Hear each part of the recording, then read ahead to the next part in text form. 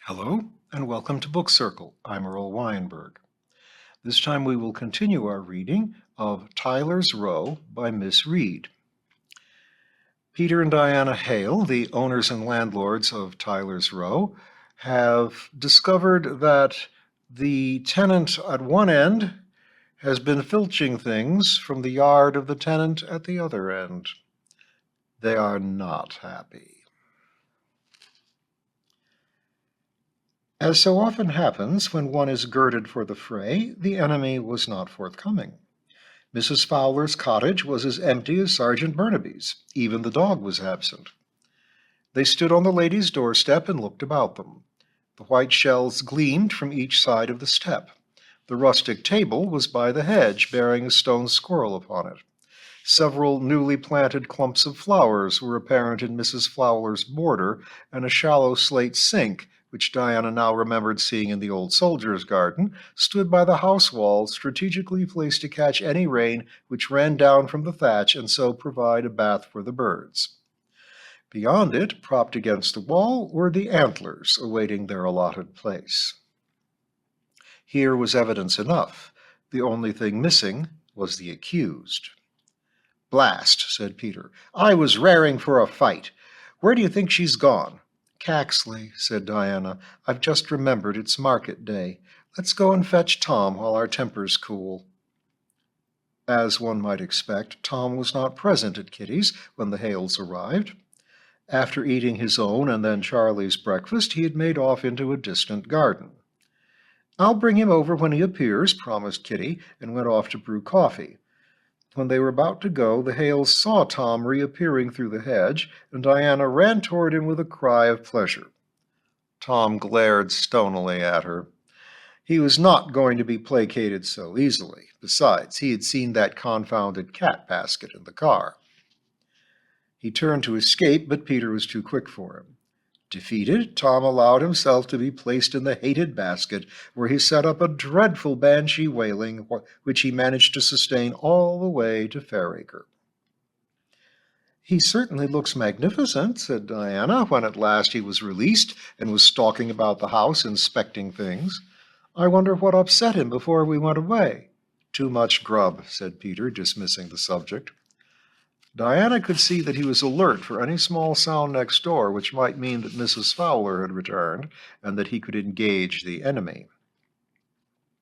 But it was many hours later when their neighbor came home. Peter and Diana had gone to bed early, and it must have been midnight when they heard the familiar clatter of Mrs. Fowler's nephew's old van outside in the lane. The door of the van clanged, farewells were shouted, the van chugged away, and the sound of Mrs. Fowler's footsteps could be heard on the brick path. Snuffling and whining betokened the presence of the dog. Suddenly, the whining changed to furious barking and the enraged squawking and spitting of Tom. The two old foes had met again. "So you're back, are you?" they heard Mrs. Fowler say ominously. "We'll have to see about you, my boy." Her door slammed, and silence once more enveloped Tyler's Row. The next day, much to Peter's annoyance, he was called into school unexpectedly by the headmaster. Two members of staff, newly appointed, were unable to start after the holidays, and this threw the timetable into unbelievable tangles. His visit to Mrs. Fowler had to be postponed until the evening, and once again she was out. "Her niece and nephew fetched her in the van," said Diana. "They seem unusually attentive at the moment." Peter contented himself with mowing the grass, while Diana set off to visit Sergeant Burnaby, who was still in Caxley Cottage Hospital. As she approached the hospital, she overtook Jim and Alice Bennett walking up the hill from the bus station and stopped to give them a lift. "He's doing fine," said Jim, replying to Diana's inquiries. "They're letting him out next Wednesday. They've got his room ready. We've got his room ready. We went over to the cottage to collect some of his clothes while you were away." "It all looks very spick and span," said Alice. "Mrs. Willet's got a good hand with the housework. We're going to see what he wants in the way of his furniture. Jim's mate at the local said he'd fetch anything in the van. Won't he want to come back himself to sort things out? No, he's dead set against it. It's that Mrs. Fowler he can't stick. It's my belief, Mrs. Hale, that he wouldn't go back there even if he was fit. She's poisoned Tyler's Row for the poor old chap. That she has. And not only for the poor old chap, thought Diana, drawing into the car park. Well, all I can say is Sergeant Burnaby's a lucky man to have such good friends, said Diana. He's welcome, replied Jim Bennett simply. The two words summed up the situation perfectly, thought Diana. They found the old soldier sitting on a chair beside his bed, looking very much stronger and with a complexion faintly tinged with pink for the first time in Diana's experience. He was obviously excited at the thought of his new abode and was full of plans. "And what can I pack for you from the cottage?" offered Diana. "I don't want much. Jim's fetched me clothes, and I'd better have my own china and eating irons, and me bits of brass, must have them, and Jim says I can put me old chair in the garden in his arbor, so that'll have to come aboard." "Anything else?" The old man ruminated. "Them old shells by the door, I'd like them. Got 'em in India. They come off some island in the Indian Ocean. I'm partial to 'em." "You shall have them," promised Diana, determined to wrest them from Mrs. Fowler by sheer force, if need be. "Are you sure you won't want to have a look around for yourself?" she continued. "We could fetch you one afternoon." The old man's expression grew mutinous. "Not while that old cat's there. She curdles me. I feel the bile rising when I see her vinegar face over the hedge. I don't want to see Tyler's Row again while she poisons the air." He looked up at Diana sharply. "She pinched much out of the house?" "Nothing from the house. It was securely locked." Luckily, Jim put a question at this point, and Diana was spared the embarrassment of further examination by Sergeant Burnaby. It was good to see him so forward-looking. Obviously, he was leaving Tyler's Row with relief, which made things easier for the Hales. Diana left the three to make their plans for next Wednesday and waited, as before, to give the couple a lift back to Beech Green. It was beginning to get dark as she drove into her garage, and the lights were on in the house. Peter met her at the door, looking worried. "Better get the car out again. Tom's pretty ill. The vet says he'll see him immediately if we take him in." They put the comatose cat into his basket. Tom was too weak to make his usual demurs, but occasionally gave a little whine of complaint that wrung Diana's heart. The vet held Tom on the table, the cat's back arched, and he was horribly sick. The vet studied the mess with an expert eye, examined Tom briefly, and spoke. "He's been poisoned," he said. "Will he die?" cried Diana. "No, he's practically cured himself by rejecting this lot, but we'll make sure with an injection." He went to work, and within 10 minutes Tom was back in the car and heading for home and convalescence. "You know who's responsible?" Peter's tone was savage. "I have my suspicions." "That woman," said Peter, "doesn't know what's coming to her." It was perhaps fortunate for all concerned that Mrs. Fowler's cottage was in darkness when the Hales returned. Once again they were in bed when their neighbor returned in the ramshackle van. Muttering vengeance, Peter tossed in his bed as he heard the lady enter her home. At 8:30 the next morning he strode next door. Diana's presence, he told her, was not necessary. "I'll do a better job alone," he told her. "You'll be too soft-hearted. I'm threatening the old hag with the police, and if she pipes her eye, all the better. If you're there, you'll let her off with an invitation to tea." Diana watched him go with mixed feelings. She was relieved to be spared the encounter, but apprehensive about Peter's force. He had been so furious about poor Tom he might even strike Mrs. Fowler. The thought led Diana immediately to a court scene, with Peter in the dock facing a row of ferocious-looking magistrates, all bent on sending him forward to assizes or quarter sessions or crown court or whatever its newfangled name was, with a recommendation for deportation, probably in irons like Eugene Aram. Diana contemplated this flight of fancy for some minutes, and then carried the breakfast things to the sink and returned to earth. It was ominously quiet next door. No raised voices, no crashing of china, no heavy thuds of close infighting. Perhaps Peter had felled her with one blow as she opened the door. How long, Diana wondered, coffee pot in hand, did one get for grievous bodily harm? She began washing up, ears strained to hear any significant sound from next door. There, standing facing each other across the table, were the two adversaries. A fine geranium in a pot stood centrally upon a plastic tablecloth, which was decorated hideously with improbable scarlet flowers upon a sky-blue trellis work. Peter refused to let this monstrosity distract him from the task in hand. He spoke sternly. "I've come about a serious matter. Can you tell me why Sergeant Burnaby's property is now on your premises?" "Such as?" queried Mrs. Fowler with cool insolence. "The two ornamental shells, the antlers, that little table by the hedge, the bird basket, and, I strongly suspect, a great many of the new plants in your garden here." "It so happens," said Mrs. Fowler, "that I brought those odds and ends in here for safekeeping until the old man got back from hospital. You should know there's thieves in Fairacre. You've had plenty took afore you moved in." "And the plants?" "Who says I took any plants?" She leaned forward across the table menacingly. "You comes in here accusing me? Well, prove it." There was certainly plenty of fight in Peter's enemy. She was going to be a tougher nut to crack than he had first thought. "You can tale what tale you like," he told her. "Frankly, I don't believe any of it. This could be a case for police investigation, you know." "Police!" Mrs. Fowler spat out the word. "I know your sort. You've been angling to get me and the sergeant out of Tyler's Row ever since you set eyes on it. Well, you got your way with the old boy. Now it's my turn, I suppose. Let me tell you, Mr. Toffee-Nose, I'll go when it suits me. You can't turn me out." Peter, ignoring this bitter truth, continued steadily. "There's other matters, too. I suspect that you have been doing your best to poison the plants in our border, and have made some attempts to do the same to our cat. What that cat picks up when he's trespassing's no business of mine. You should keep him at home, like I have to do with my dog." "There's such an offense as malicious damage, as well as stealing," warned Peter. "Now you understand this sort of thing just won't be tolerated. You will have to change your ways if we are to remain neighbors."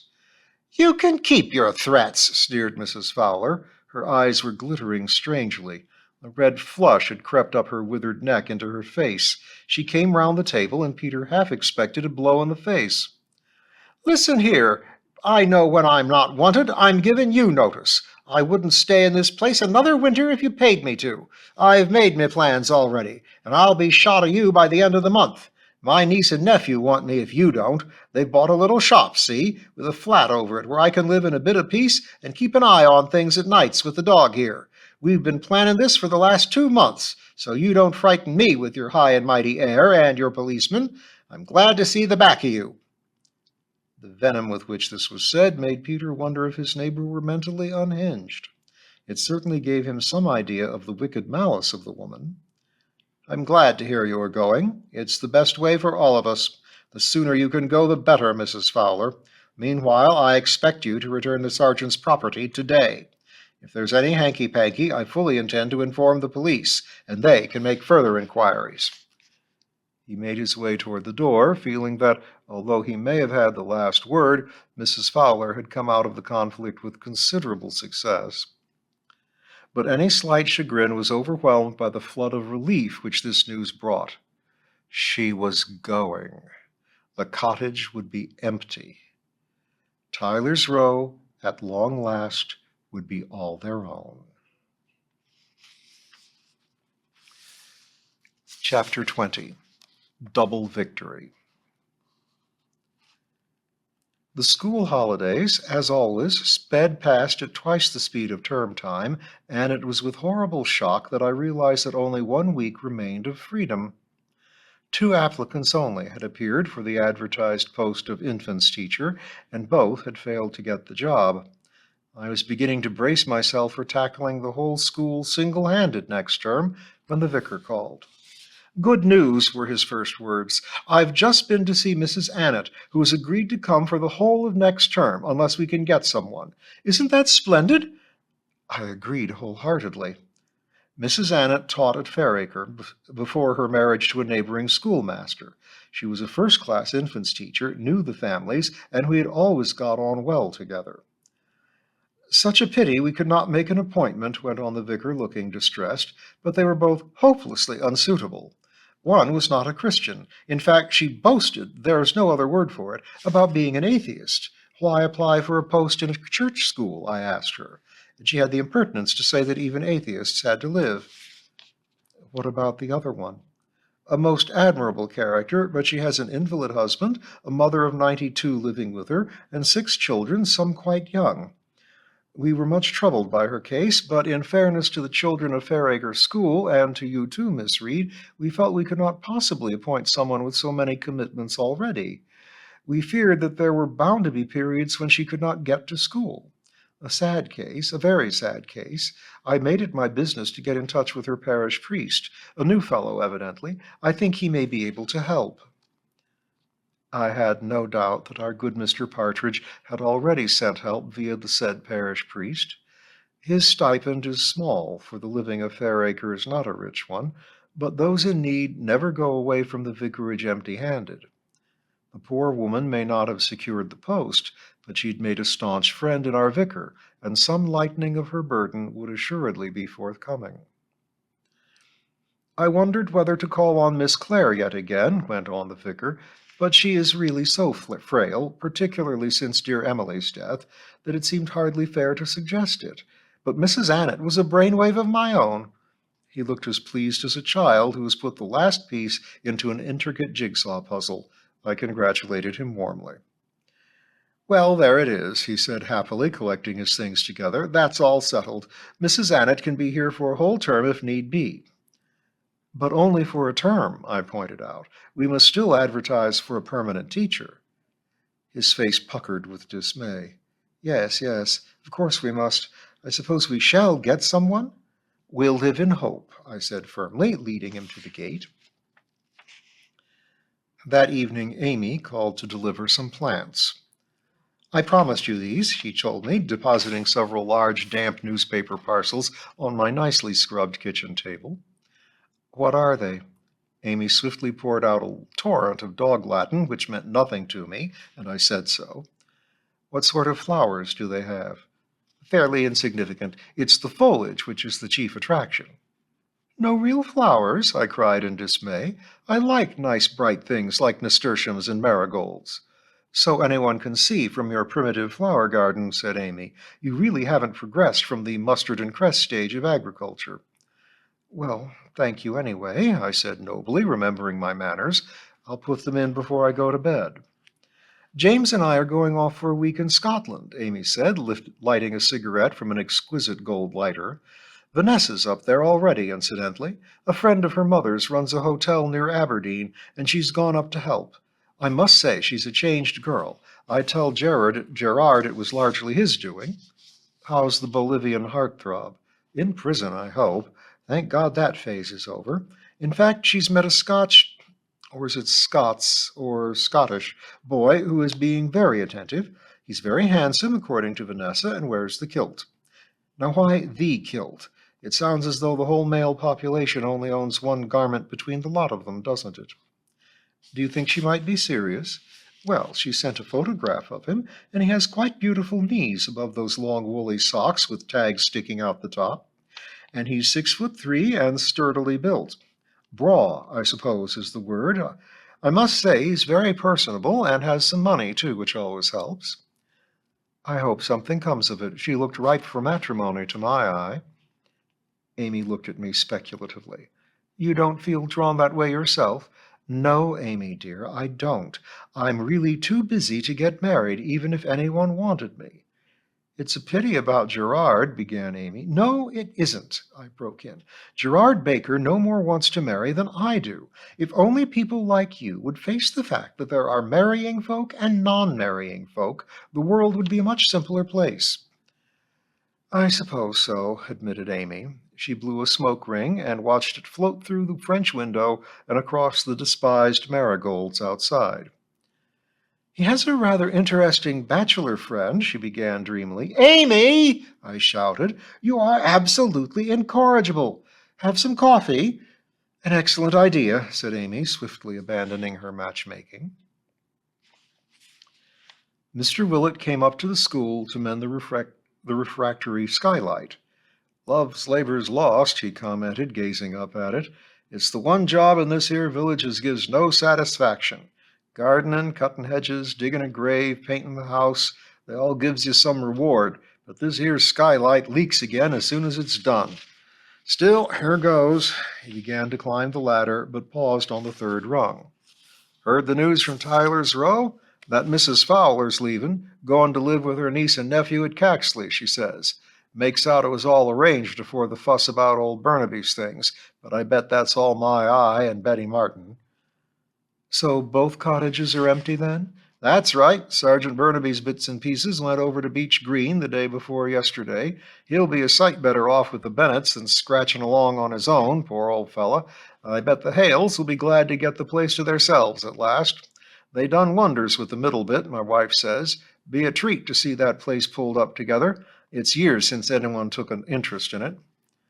Maybe it will become a shrine for Lucius when Mr. Baker's book comes out. Been plenty of other funny souls dwelling under that roof, commented Mr. Willet. Remember Sally Gray is took to flying? I told you about her one day. Got a nice headstone, Sally has, in the churchyard. Don't make 'em like that any more. He climbed up 2 rungs and looked toward the village. Here comes Mrs. Johnson. I'll get started. He scampered up the ladder with the agility of a 10-year-old and left me to face my visitor alone. I come on a sad errand, began Mrs. Johnson, looking anything but sad, I thought. Not the children. They are well, I hope. Perfectly, thank you, and out on their holiday project at the moment. What's that? The conditions of the rural poor. Are we still 2 nations? It involves a certain amount of calling at the cottages, of course, and asking people about their incomes and how they manage their housekeeping and so on. I was staggered. The thought of the 3 Johnson children laying themselves open to lashing tongues and well-aimed cuffs appalled me.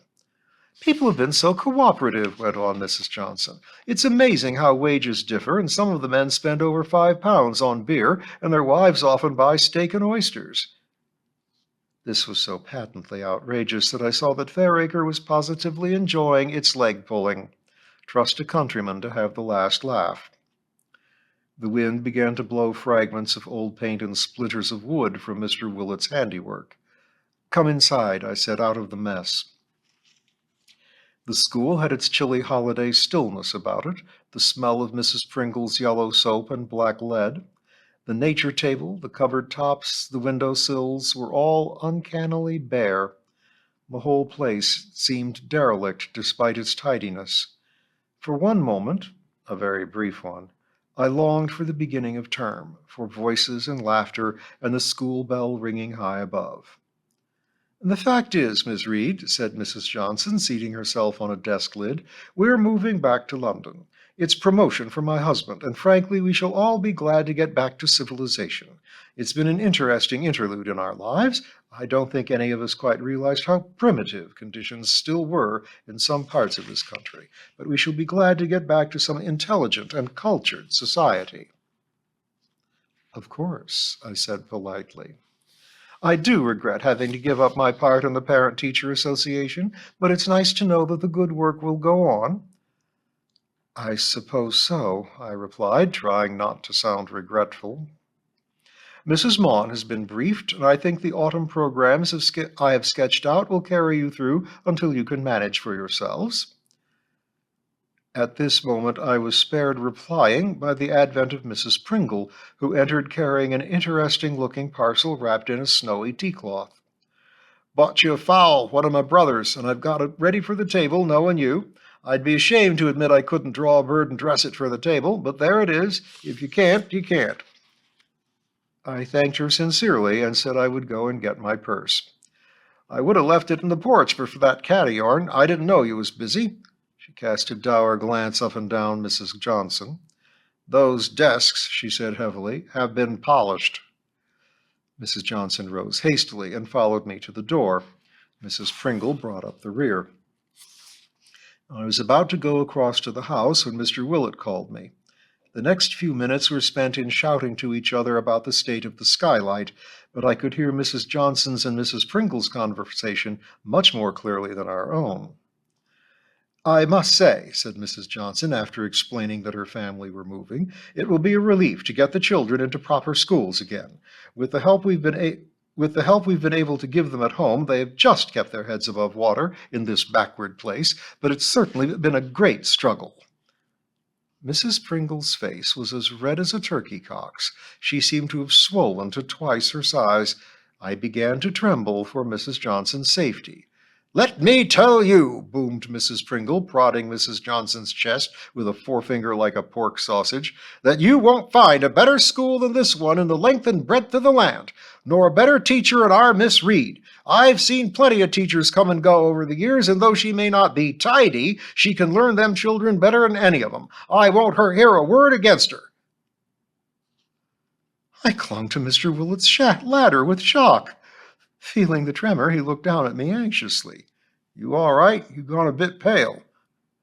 "I'm fine," I croaked, and I felt it. Mrs. Johnson set off in silence, away from her adversary, and I found my voice in time to shout after her, "Goodbye, Mrs. Johnson. Good luck." She acknowledged my farewells with a stiff nod and vanished round the corner of the lane. Mrs. Pringle, still bearing the snowy parcel, accompanied me across the playground to the schoolhouse. "Cheek," she muttered under her breath, still smoldering. "The sauce! The upstart! Good riddance to bad rubbish. London, indeed. It's welcome to her." I fetched my purse and put money into her hand. Her face was still rosy with wrath. "Thank you, Mrs. Pringle," I said. "Thank you for everything." Mrs. Fowler moved out of Tyler's Row 3 days before Peter returned to school. The shabby van made several trips back and forth to Caxley. Sergeant Burnaby's treasures had been returned and were now with their rightful owner at Beech Green. Mrs. Fowler left the cottage spotlessly clean. Nothing which she had bought was left in place. Even the electric light bulbs had been taken.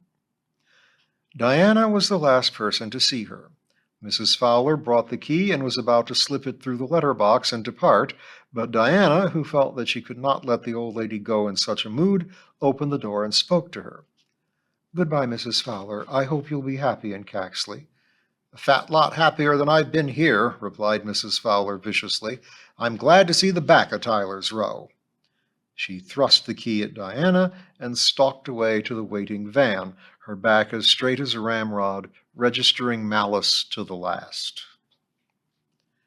"She enjoys it, my dear," Peter said when Diana told him later. "What you don't understand is that some people thoroughly enjoy a fight. They're hawks by nature. You're a dove, and a particularly soft-hearted one.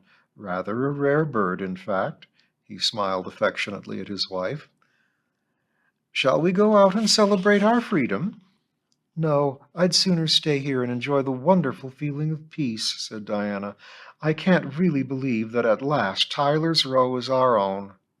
"Not for long," Peter warned her. "Soon it will all begin again. The bricklayers, the plumbers, the electricians, the painters, the plasterers, cups of coffee for old Fairbrother and those transistor-mad maniacs of his. Chaos all over again."